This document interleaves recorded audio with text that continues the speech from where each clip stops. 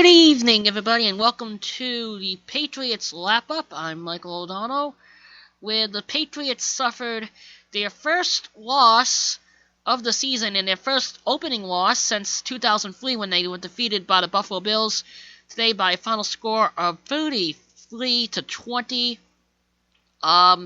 Game started out pretty good for the New England Patriots, but the second half was, in one word, horrendous, to say the least. So let's go to some highlights and lowlights, if you want to call it that. We'll start off with something that seemed to be haunting the Patriots all day long, and that was the first couple plays of the game. Patriots get the ball, and then Ryan Allen's punt was blocked, and that set up Miami getting the ball at the 13-yard line. It was the first time he's ever had a punt blocked in the regular season, but Allen had a punt blocked, if you remember, back in the preseason of this year.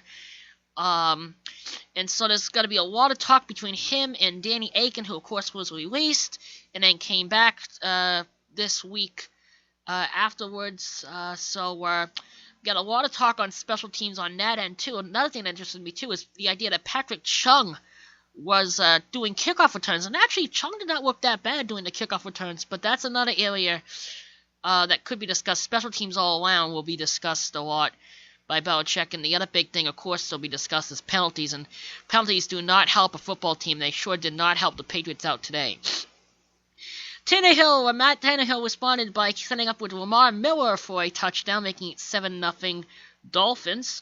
Patriots responded then on a big drive, capping off with Shane Vereen for the score, making it tied at 7.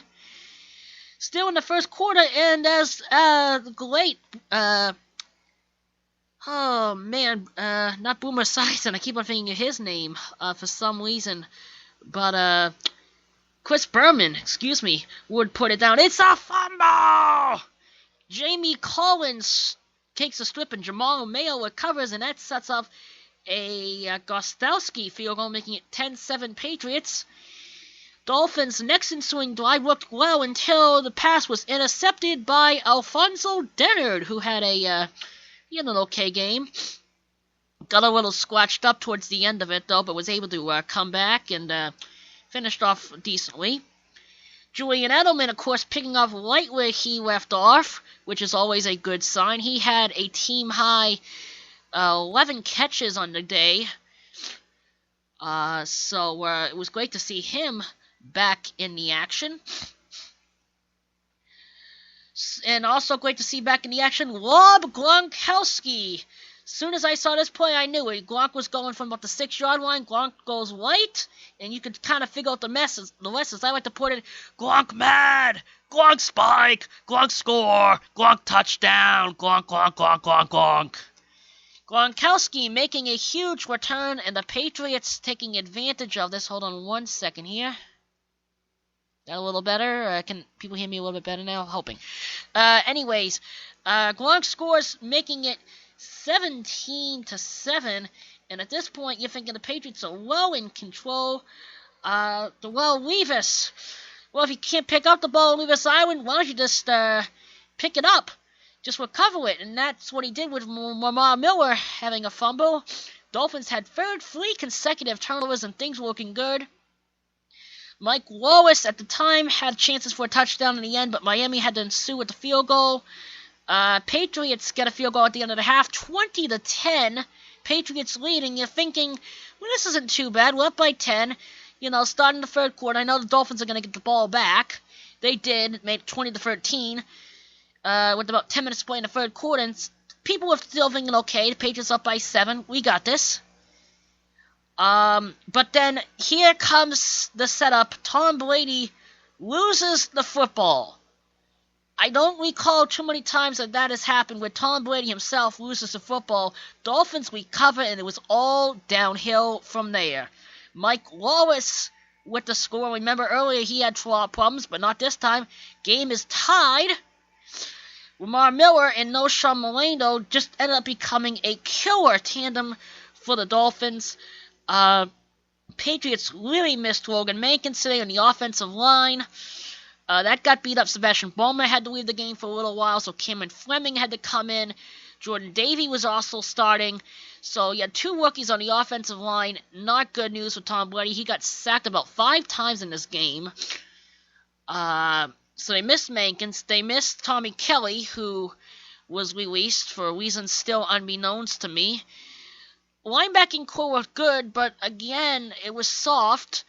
I mean, but then again, when you have Jamon Mayo and Jamie Collins, you don't need it to be too much softer than that. Secondary played well, though, but as I said, it was big. No O-line, no D-line, and it showed on both ends of the ball. As I said, penalties also showed. Tannehill, late on in the fourth, would have an incomplete pass to a wide-open Sims, the wide receiver, but would recover later with Noshawn Moreno scoring what proved to be the game-winning touchdown, so to speak. 2 field goals were added for insurance. Patriots only had 32 yards in the second half before about the 2-minute warning. They did add on some, so they ended up with about 60 yards total in the second half, but that's something very peculiar, to say the least, that you would not see too much. Only about 60 yards in the second half for a Belichick team. That spells disaster, and that's how it ended up. 33-20, the final score. Bills won, Jets beat the Oakland Raiders, and the Dolphins won, and so for the first time in a very long time, the Patriots are dead last in the AFC East. Now, don't hit the panic button just yet. Of course, it is only week 1, or coming to the end of week 1, but that has been something I've not seen in a long time from the Patriots being 4th in the AFC East. So a lot has to change. As I said, penalties were big. There were turnovers. It was a very sloppy game on both sides of the football. So a lot has to change, and a very heartbreaking loss to start the season. Granted, Brady and company, they've had problems in Miami before. They've had some great games. Remember, the last time they were there, they had 500 yards. Brady had. That was from Wes Welker and company when he was there. But they've also had games where they've struggled, and this was certainly not another one. So, looking forward to next week. Patriots take on the Minnesota Vikings. Will be the first game in the Vikings' new temporary headquarters up in Minnesota, where the University of Minnesota plays. The Golden Gophers will play. They'll be there for 2 years before the new stadium comes into play. So we'll see you next week. We'll talk from my studio about the game happening in Minneapolis, and we hope to see you back here then. Until then, signing off for now, and we will see you again next week. Hopefully the results will be better. As I said, wrapping things up, Patriots lose at 33-20 to the Miami Dolphins. Have a good night, everyone.